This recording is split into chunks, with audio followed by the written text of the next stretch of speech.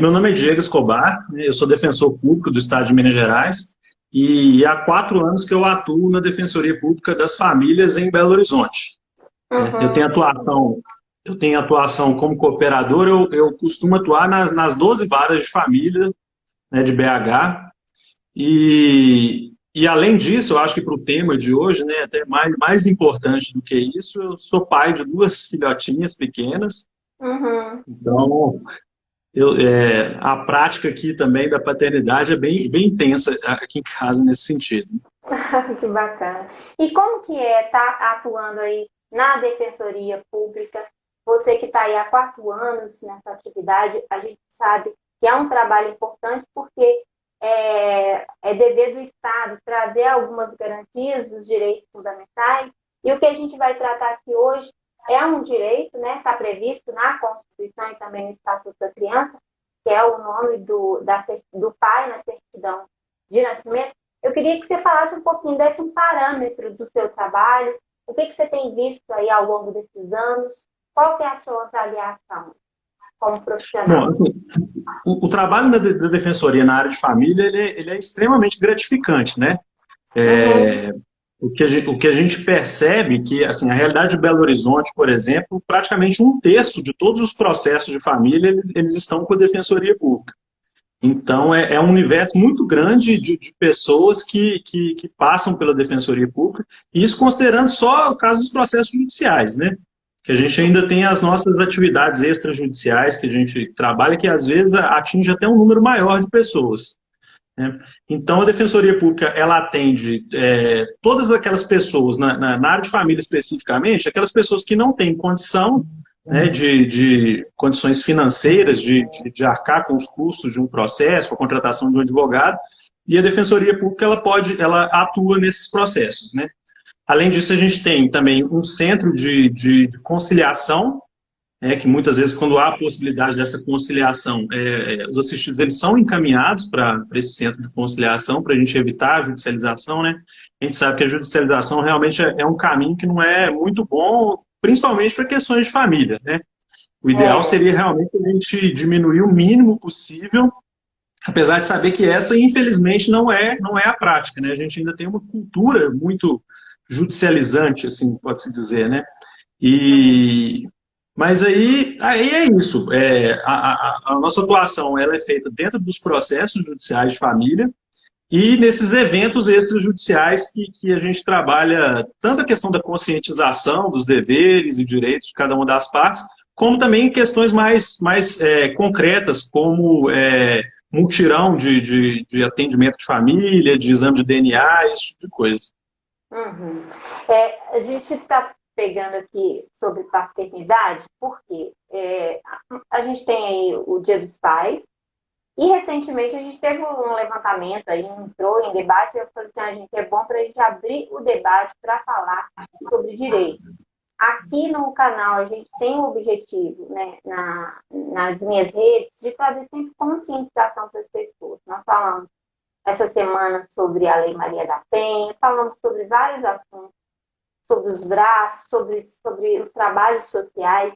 E aí levantou-se uma questão, Diego, da questão da paternidade com um vídeo, uma chamada publicitária que teve aí o filho da Gretchen, que é o Tami, que hoje é considerado homem, porque ele mudou o registro dele, e aí levantou-se o questionamento que ele não era pai, mas o mais importante nesse debate, seja da questão publicitária ou não, ou seja lá o que tinha rolado por lá, porque eu acho que não cabe a nós fazer qualquer tipo de julgamento, é a questão da certidão da criança. E a gente vê os dados que são altos com relação. O último que eu vi são mais de 5. É o meu telefone ou o seu telefone que está. Que tá... Isso. Não, certo. Deixa eu colocar o meu no silencioso. O meu já está. Mais de 5 milhões pelo Conselho Isso. Nacional de Justiça, o último levantamento. O que você pode trazer para a gente de novo a esse respeito? Porque eu procurei a questão aí de atualização dos dados e não consegui, não. É esse número mesmo? Ou pode ser para mais, É, para menos? Pois é, realmente não tem atualização desse número, né? apesar da defensoria também receber via informação de cartório, os registros sem pais, essa informação ainda não está consolidada. Na verdade, esse número de 5 milhões e meio, se não me engano, ele é de 2013, esse levantamento.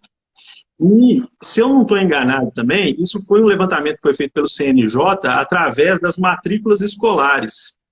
Então, quer dizer, isso engloba só as crianças que estavam matriculadas, né? A gente ainda tem os casos dos adultos também que não têm o pai no registro. E, para além disso ainda, Lena, acho que o problema ainda é bem mais profundo, assim, porque além dessas pessoas que sequer têm o nome do pai no registro de nascimento, nós temos aquelas pessoas que têm o registro do pai na certidão, mas que o pai não assume efetivamente, né, a de paternidade mesmo responsável, né? Então, você pode ter certeza que esse número, ele, assim, se a gente for pegar quem não tem nenhum registro e quem não tem o pai de forma efetiva na vida dela, é realmente um número muito absurdo, né? E 5 milhões e meio, em 2013, ainda esse número certamente cresceu, e é uma quantidade bem significativa. Mas, assim, para a gente entender um pouco assim, essa questão, eu acho que a gente precisa de voltar um pouquinho no tempo. Só contar um casinho aqui rápido. Quando a gente estuda direito das crianças e adolescentes, eles normalmente são registros históricos A internet está falhando. do século Diego? Diego? A internet está falhando. Se cair, a gente entra de novo. Não tem problema, não. Diego, sua internet está falhando, eu acho. Diego?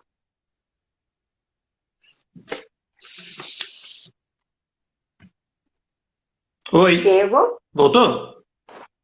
Voltou, não. Voltou. Fala aí. Tá escutando? Quem tiver dando... Eu estou te escutando, mas a sua imagem está ficando paralisada. Se alguém quiser escrever Será? Deixa eu só... que tá ok.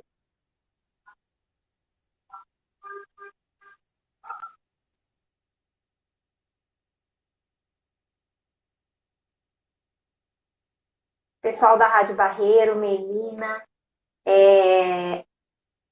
Agora tá dando. A Carol. Tá. Carol Teixeira. O pessoal que estiver acompanhando a gente aqui, puder dar um alô, se estiver falhando aí a imagem ou o áudio, é só falar aqui que a gente vê que a gente está. Então, pode continuar, que você estava falando. Tá, então assim, quando a gente busca a origem histórica, né, da luta pelos direitos das crianças e adolescentes, a gente chega lá no final do século XIX, um caso que aconteceu nos Estados Unidos, que era o caso de uma criança que teria sofrido abuso pelos pais adotivos, e na época não existia nenhuma legislação que tratava sobre o direito daquela criança. Ela chegou a morrer, inclusive, em função desses abusos, e aí a Associação de Direitos dos Animais chegou a entrar nessa briga, alegando que naquela época já existia direito de proteção aos animais. Então, que se o ser humano é um animal, então necessariamente, pelo menos aqueles direitos mínimos dos animais, o ser humano deveria ter. E aí a gente percebe que assim, a preocupação com o bem-estar dos animais ele veio, inclusive, antes da preocupação, do ponto de vista jurídico, com a preocupação do direito das crianças e dos adolescentes, né? Uhum. E essa situação ela vem sofrendo algum tipo de mudança, mas ela só vai ter uma mudança significativa mesmo após a Constituição de 1988. Então, assim, do ponto de vista histórico, é praticamente ontem, né? É só a partir da Constituição de 88 que a gente tem efetivamente a ideia da proteção integral à criança e adolescente, né? A criança e adolescente passa a ser o centro de atenção mesmo das relações familiares, e a partir daí é que os pais passam a ser da criança. Então, é uma questão.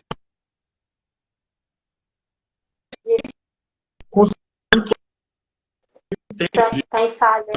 Diego? Oi. Está falhando. A última frase, ela falhou. Para mim. Para alguém mais, falhou aí? Ninguém escreveu nada? Voltou? Para mim, sim, mas na hora que você começa a falar, ela está falhando. Mas vai. Tá. Então é isso, assim, a questão, essa mudança de paradigma mesmo, ela é muito recente e ela precisa realmente ser internalizada na sociedade. Isso é um processo que muitas vezes ele é bem lento, né? Uhum. A Carol tá falando aqui que voltou, que agora voltou. A Carol. A Carol.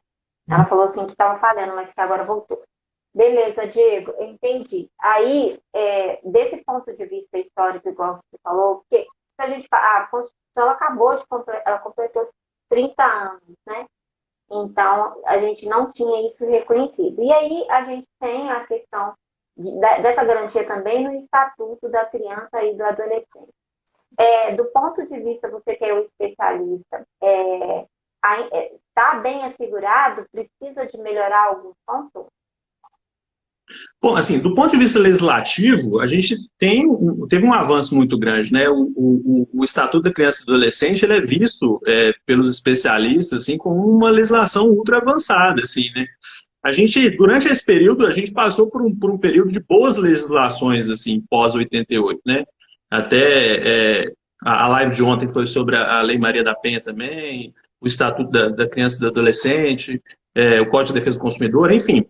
Mas a questão toda é que para que você efetive esses direitos, assim, é bem fácil de colocar na lei, por exemplo, que essa paternidade é responsável, né? Agora, você trazer isso para a realidade das pessoas é mais difícil. Eu acredito que evidentemente, houve avanço, assim, mas ainda muito precisa de ser feito para a gente chegar num patamar mínimo assim, de satisfação em relação a esse tipo de coisa. Né? E lembrando assim que essa questão de paternidade, ela envolve também um complexo de relações familiares que vai muito além do pai e do filho, né? Então, isso envolve o papel da mulher dentro da estrutura familiar, influencia muitas vezes na questão dos idosos daquele núcleo familiar, né? Porque muitas vezes, quando o pai falha, os avós normalmente assumem aquela responsabilidade, então você gera ali também um problema dentro daquele núcleo familiar não só de sobrecarga emocional, como até questão financeira também, né? A gente vê que o endividamento dos aposentados, por exemplo, é uma questão séria que passa, às vezes, por função dessas responsabilidades. E,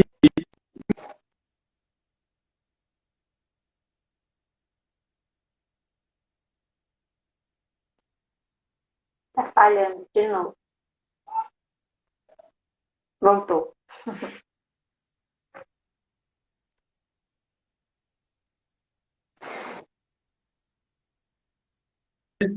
então, aqui, o sinal Entendi. não é dos melhores, não.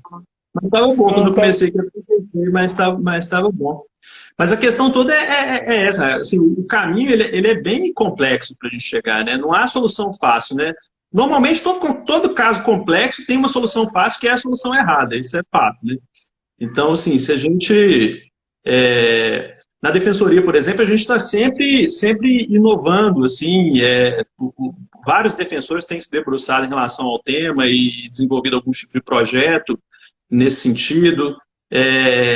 Em Belo Horizonte, no interior tem outros projetos ainda, mas em Belo Horizonte eu sei que a gente tem o Mutirão Direito a Ter Pai, né, que é aquele mutirão que a gente, junto com o Tribunal de Justiça, o Ministério Público,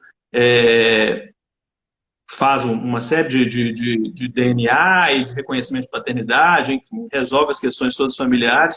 Tem um outro projeto também que chama Gestação Legal, que ele é feito normalmente 2 vezes por ano, que é direcionado para as mulheres grávidas, né? E aí dentro desse projeto também há uma discussão acerca da paternidade responsável.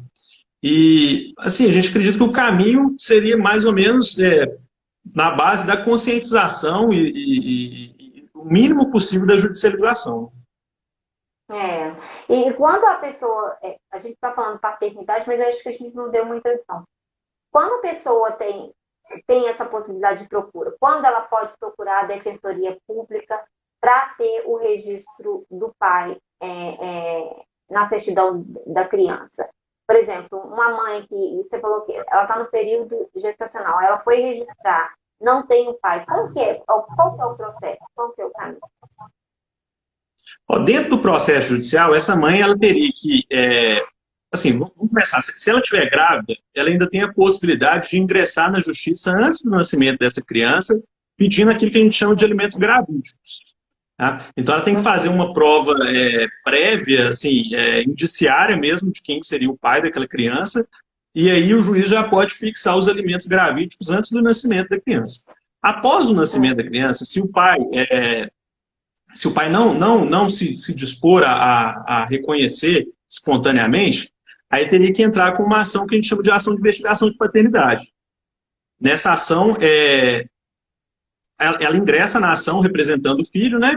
E apresenta elementos mínimos ali que identifique que aquele seria o pai da criança, e aí o processo vai correr. Se na hora da audiência de conciliação o pai reconhecer espontaneamente, nessa parte o processo já acaba. Se não, parte para um exame de DNA e aí, sendo reconhecida a paternidade biológica, aquela criança é declarada, o registro de paternidade ele é declarado no registro da criança.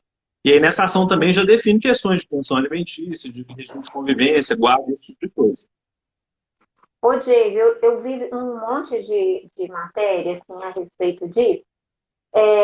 O que ficou muito evidente para mim, e acho que é um papel que a Defensoria Pública ela faz também, além de promover o acesso à justiça, quando a pessoa consegue isso, eu vejo nas reportagens, e também já fiz reportagens, que ficam algo a mais, que é um reconhecimento afetivo, assim, uma coisa mais afetiva.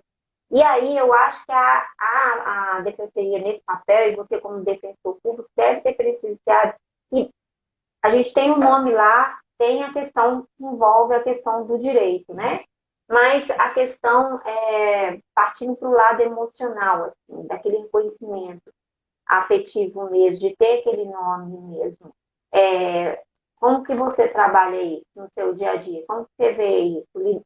Tem lidado com isso? Porque nós iniciamos essa fala aqui, você falou assim que você trabalha o mínimo possível, trabalham, né, lógico, mas tentam resolver o quanto antes do que partir para uma judicialização, isso, né, que eu entendi. Então, esse trabalho faz até um trabalho também de psicólogo, eu acredito, assim, porque vocês estão de frente com vários tipos de conflito, né? Como que é isso para vocês? Assim, é um trabalho que às vezes ele é muito mais, às vezes, eu não sei nem se, eu não posso falar que é de psicólogo, porque, mas é um trabalho muito mais emocional do que jurídico propriamente dito, né? Normalmente, quando a gente vai para um processo, assim, dificilmente o objeto do processo, o objeto frio do processo, é aquilo que tem que ser resolvido naquele caso concreto. Assim, na grande maioria das vezes, o que as partes têm que resolver são questões que não têm muito a ver com o processo. Assim. São questões realmente emocionais e tudo. E normalmente, assim, é muito raro uma pessoa que recebe a notícia de que realmente é o pai, assim, naquele momento, ela não gostar da situação. Assim. O que a gente percebe é que, normalmente, as pessoas, elas se emocionam, assim, apesar da briga que tem e tudo. E é por isso que a gente acredita que, sendo trabalhado esse conflito, principalmente o conflito entre pai e mãe, a relação com os filhos, ela tende a ser uma relação muito boa. Por outro lado, eu acho que assim, o que a gente teria que ter a preocupação maior, e eu acho que isso no processo a gente não consegue, na maioria das vezes, que um processo é muito demorado, se tiver briga, então, assim, que o conflito ele tem que ser o conflito ele tem que ser resolvido o mais rápido possível. No início do conflito, a gente consegue ter resultados bons. Agora, quando o processo se arrasta demais, vai criando um ranço ali entre as partes, e aí a gente tende a ficar realmente muito difícil de resolver. Então, normalmente, quando a gente consegue fazer até a parte da conciliação e tudo, a coisa tende a caminhar muito melhor do que quando vai para a produção de prova e tem que chamar testemunha, e aí realmente o conflito ele se acirra de uma forma que fica bem complicado.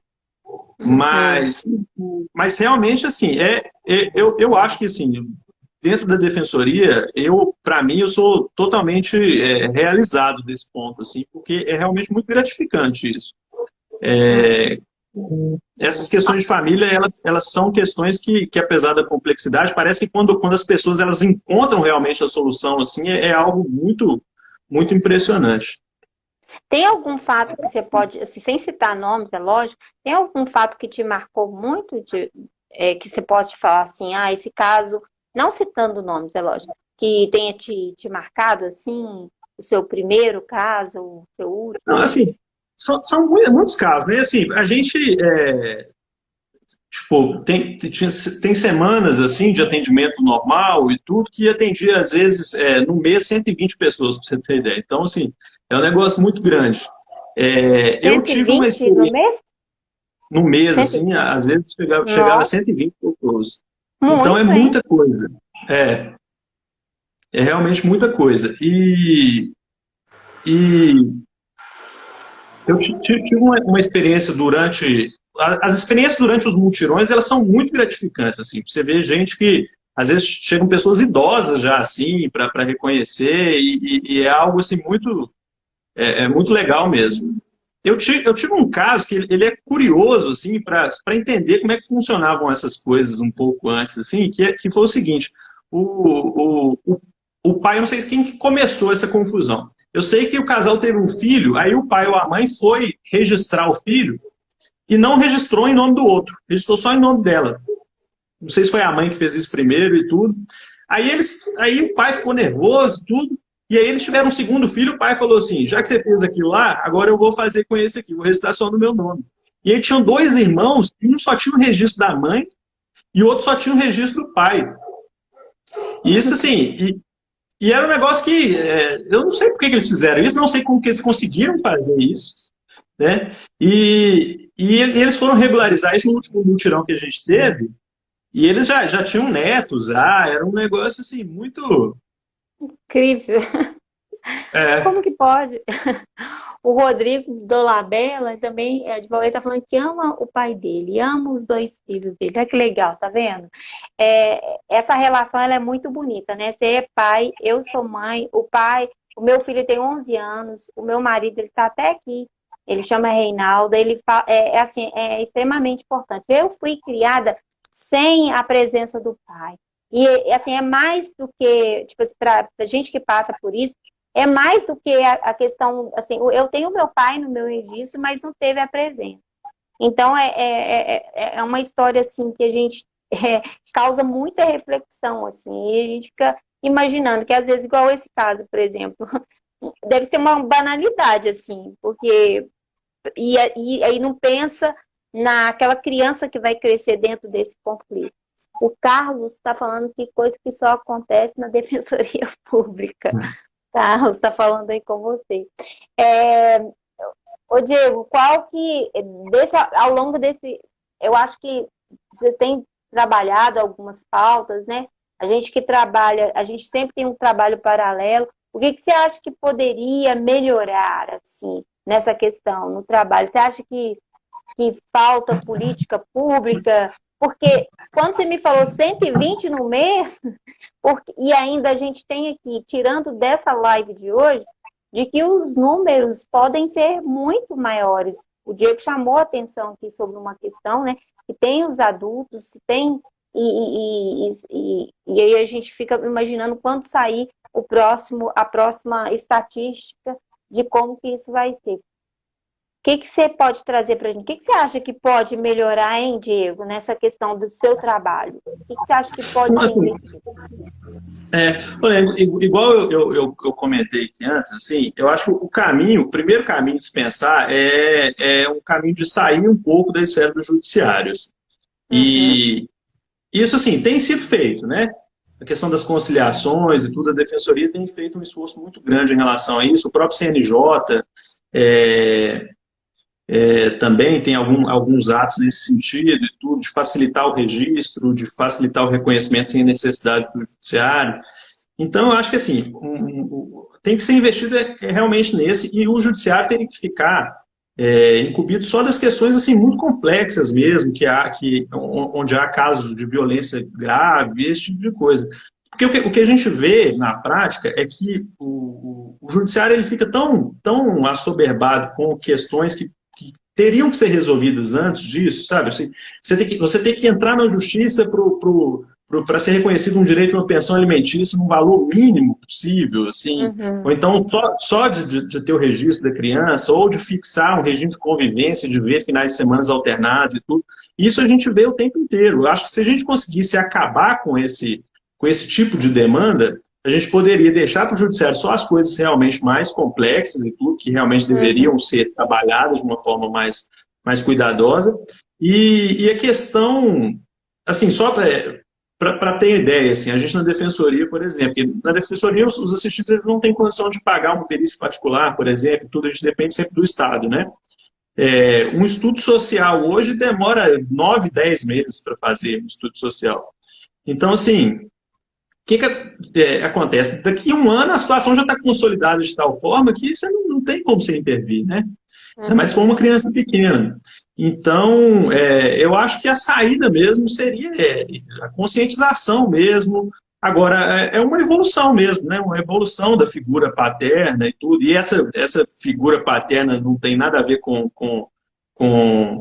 a origem biológica, igual a gente estava falando na questão do TAMI, né? Assim, que é uma bobagem e tudo. Na verdade, o que a gente está falando é da união de forças para se cuidar, dar carinho, educação, garantir a saúde de crianças, e isso não importa se são duas mulheres, dois homens, se é homem trans, mulher trans, enfim, esse tipo de coisa. Né? Eu até falei dessa questão, acho que eu não coloquei muito bem, não, mas o que eu quis dizer, gente, é que eu acho que levanta um debate muito maior, porque se a gente for parar para pensar, muitos conflitos, igual você está falando agora, eles podem ser resolvidos através do diálogo. A gente ainda tem uma burocratização muito grande para resolver muita coisa. E também falta descomplicar alguns pontos, né? Igual você estava falando, para se fazer o projeto social? Para se fazer o projeto? Qual que é o nome do projeto que você falou? Qual o projeto? Não, que você falou plano social. É plano social? Para se fazer um plano? Quando você vai pedir lá, demora muito? Não, é um estudo social, né? Um estudo técnico. Estudo social, fugiu da minha mente. Pois é. Então, para se fazer o estudo social, demora muito. Mas foi bom essa questão, porque o menino do TAMI está sempre super bem cuidado, está com a presença, que é o mais importante, o amor pela criança. Isso influi muita gente que é pai, mãe, sabe o quanto é importante ter essa ligação, né, com aquela criança, porque isso interfere no futuro dela, principalmente nos primeiros anos de vida. Então, eu acho que o debate mais importante é de que a gente tem os caminhos para poder buscar isso, e a Defensoria Pública ela tem traçado, tem feito um caminho. Se não fosse, Diego, não fosse um trabalho assim, apesar que é um direito que é previsto na Constituição, no qual a Defensoria atua, mas se a gente não fosse pensar, se não teria tantos casos. É muita gente que procura, se você for olhar por mês, você trabalha com muita gente, quase mais de 3 por dia, ou 4, né, dentro desse tema, nessa procura, e dentro disso há vários conflitos, né, que podem ser resolvidos através do diálogo.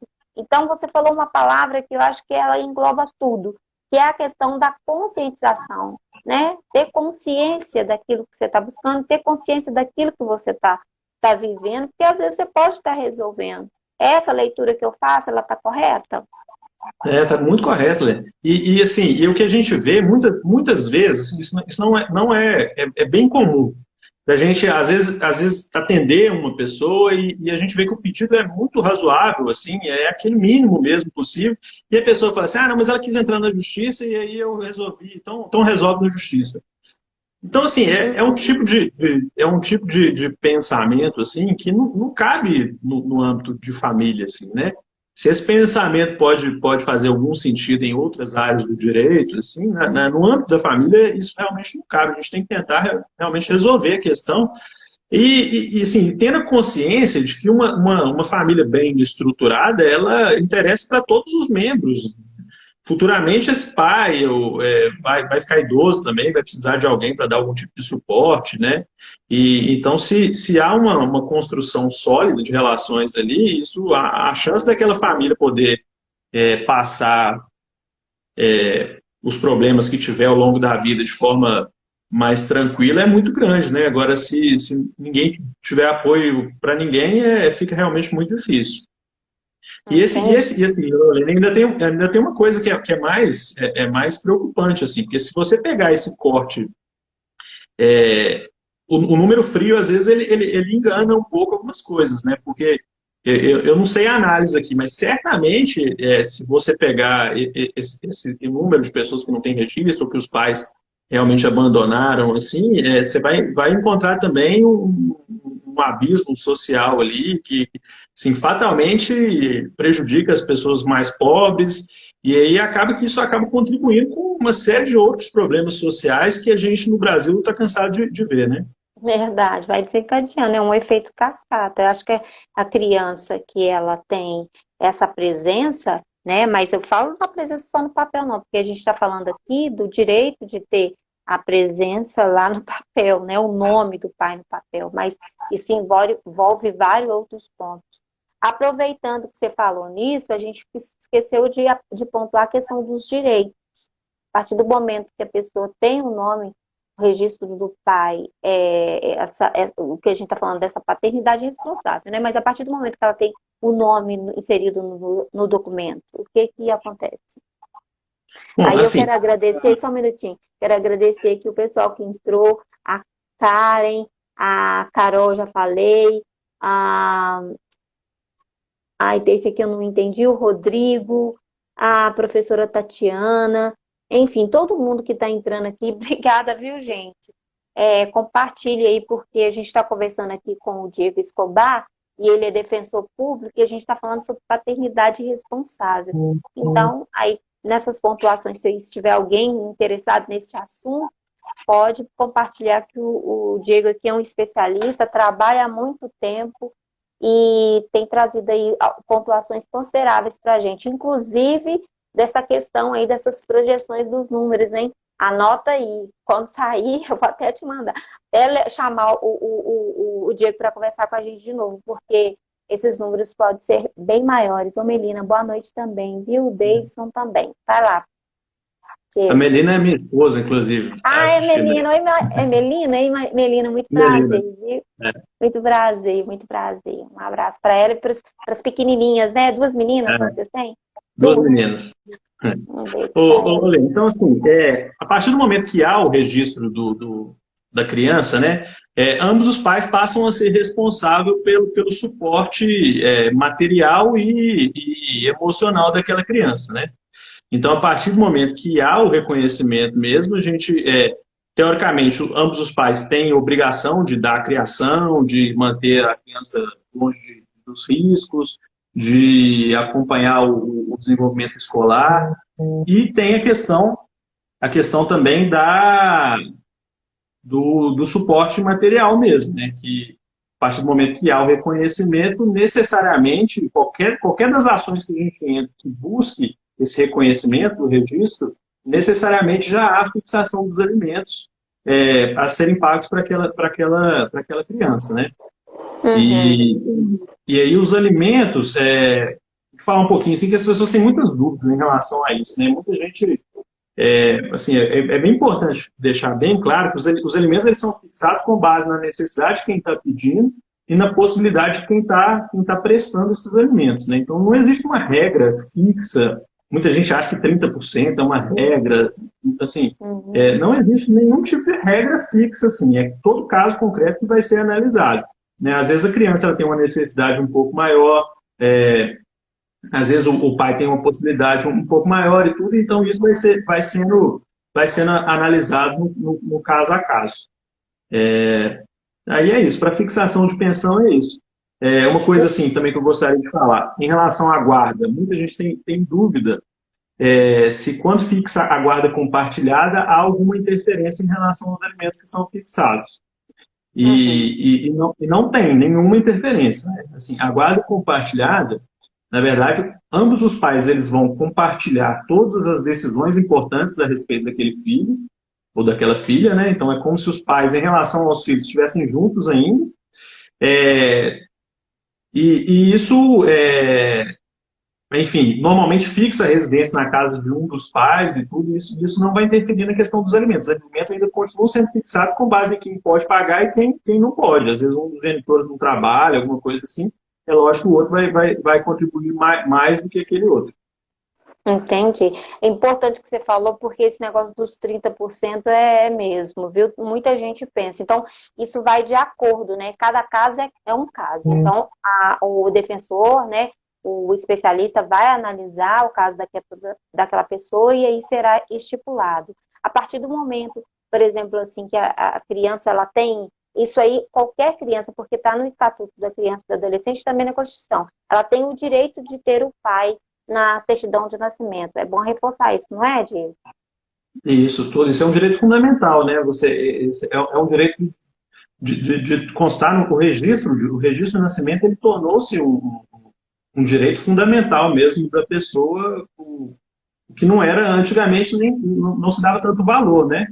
Uhum. Até um tempo atrás, assim, sequer havia registro oficial, assim, a igreja tomava conta da maior parte, tudo, mas a gente sabe que o registro de nascimento ele é essencial para uma série de direitos posteriores e tudo, então é muito importante que as pessoas tenham. Uhum. A gente está E falando é então. importante também, né, só Hum. acrescentar em relação à questão do registro, assim, que a gente vem passando por uma transição grande, assim. O registro do nascimento, apesar de ser os registros em si, né, assim, tudo que envolve cartório é algo muito formal, assim, né? Entretanto, em relação ao registro de nascimento, assim, a gente tem visto uma evolução no sentido de representar a realidade, não simplesmente um formalismo qualquer. E é nesse sentido que a gente tem visto, atualmente, às vezes, registro constando dois pais, duas mães, é, assim, demonstrando realmente uma situação concreta que existe e não simplesmente aquelas presunções que a gente está acostumado a ver. Uhum. Entendi. E, bom, a gente está aí caminhando para o fim da nossa live. Passou super rápido, tá vendo? Passou super rápido. Acho que tinha muita coisa para a gente pontuar. Você quer trazer alguma consideração? Eu quero lembrar, assim, para aquelas pessoas, quem que pode procurar a Defensoria Pública? Acho que a gente devia trazer uma pontuação, porque a gente tem essa instituição, né? É, é, no estado que a pessoa possa procurar, mas quem que pode procurar a Defensoria Pública, assim, para poder pedir essa legalização, Diego? Tá, assim, a Defensoria Pública ela é uma instituição que ela é responsável pela prestação jurídica integral das pessoas vulnerabilizadas, né? Dentro do conceito de vulnerabilidade, tudo embarca bastante coisa, mas o que a gente está, o mais geral, que é normalmente que as pessoas têm dúvida, é em relação ao critério econômico, né? Então, havendo a vulnerabilidade econômica, a pessoa ela tem direito a ingressar junto à Defensoria Pública. Hoje, a gente tem um regulamento interno que, assim, em regras muito gerais, ele esmiuça outras coisas, né? A gente tem que analisar no caso concreto, mas em critérios muito gerais, essa regulamentação ela fala que se a pessoa tiver uma renda até 3 salários mínimos ou uma renda familiar até 4 salários mínimos, essa pessoa seria possível que ela seja representada pela Defensoria Pública. Só lembrando que isso é um critério bem geral, assim, no caso a caso a gente pode analisar outras coisas, depende muito, às vezes a pessoa tem uma renda que é um pouco superior a isso, mas tem um gasto exorbitante com medicamento, por exemplo, é passivo de ser analisado, mas em regras gerais é isso, toda pessoa que tiver nessa situação de até 3 salários mínimos ou 4 salários mínimos do núcleo familiar, seria uma pessoa passível de ser atendida pela Defensoria Pública. E aí Uhum. é só procurar mesmo assim, a Defensoria Pública. Nós estamos cumprindo, né, agora as medidas de isolamento social, mas o atendimento continua ocorrendo pelos meios virtuais, seja por telefone, por e-mail. A gente está fazendo atendimento por videoconferência também, quando é necessário. A gente está fazendo de tudo para manter realmente o serviço funcionando, apesar do momento que a gente está vivendo, né?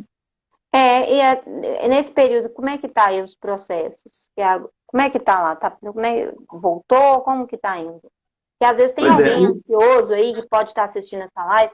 pode ter entrado com algum pedido. E uma outra pontuação que você pode trazer para a gente também, a gente falou aqui da morosidade, de demora e tudo, de burocracia. Quando uma pessoa ela entra com esse tipo de recurso, a gente tem algum prazo? A gente pode falar em algum prazo? Não, não, de jeito nenhum. Assim, Não, né? é muito variado. Depende, assim, depende de qual, se a distribuição vai para qual vara da justiça, depende se vai ter algum tipo de litígio, se não vai. Tem coisas que conseguem resolver muito rápido, agora tem coisas que se arrastam há muito tempo, né? Uhum. Em relação à tramitação dos processos, a gente está com a seguinte situação: os processos físicos, né, que são aqueles de papel, que são os mais antigos, normalmente antes de 2014, eles ainda estão todos suspensos, então não está tendo nenhuma movimentação nesses processos. Os processos eletrônicos, né, que são os processos mais recentes, eles estão tramitando mais, assim, teoricamente normal, mas a gente sabe que não tá andando mais tão rápido. As medidas urgentes a gente consegue fazer ainda, né? Mas o que não for de medida urgente realmente está um pouco parado. Mas eu acredito que agora já. Deixa eu só fechar.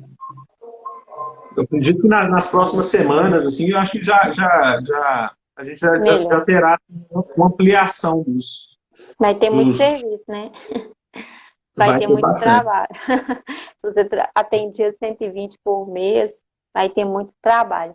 Bom, você quer trazer alguma consideração final? Falar alguma coisa que a gente não pontuou aqui? Acho que a gente levantou um pouquinho de tudo, né? Lógico que tinha mais coisa, mas É, é porque quando a gente fala paternidade responsável, a gente às vezes pensa assim, que é só o registro do nome do pai lá na certidão. Aquilo envolve um tanto de coisa que você colocou muito bem aqui, viu, Diego?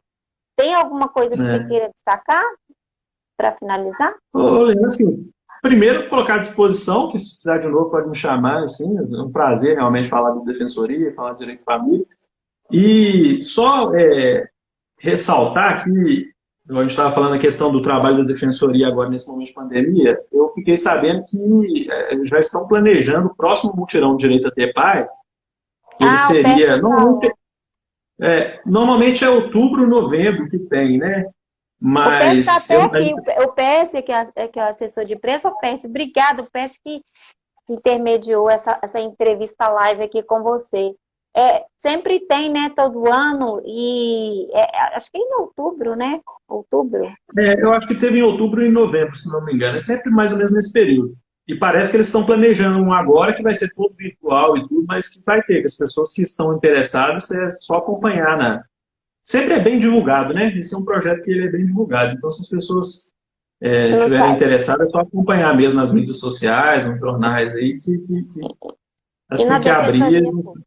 E a gente Isso. publica aqui também. Beleza, então, quero agradecer a sua participação, desejar um feliz Dia dos Pais para vocês, todos os pais que estão aqui também acompanhando essa live ou que vão assistir, feliz Dia dos Pais. Muito válida, muito válida aqui a gente poder ter essa possibilidade de debater o assunto, né? Trazer aqui a construção da conscientização. Eu acho que a palavra que ficou, viu, Diego, foi conscientização, sabe? Ter mais É. consciência. Eu acho que isso tá vindo assim com muita força em todas as lives que eu estou fazendo, sabe? Das pessoas ter conscientização. E bate muito forte aqui para mim, porque eu trabalho aqui nessa rede social, aqui eu tenho feito um trabalho de consciência política, que as pessoas tenham consciência dos seus direitos, mas também tenham consciência dos seus deveres. Muito obrigada pela sua participação, viu? Por nada, eu que agradeço e, como eu disse, coloco à disposição. Sempre que precisar, é só chamar. Beleza, então. Então, gente, é isso. Feliz Dia dos Pais. Até a próxima. Tchau.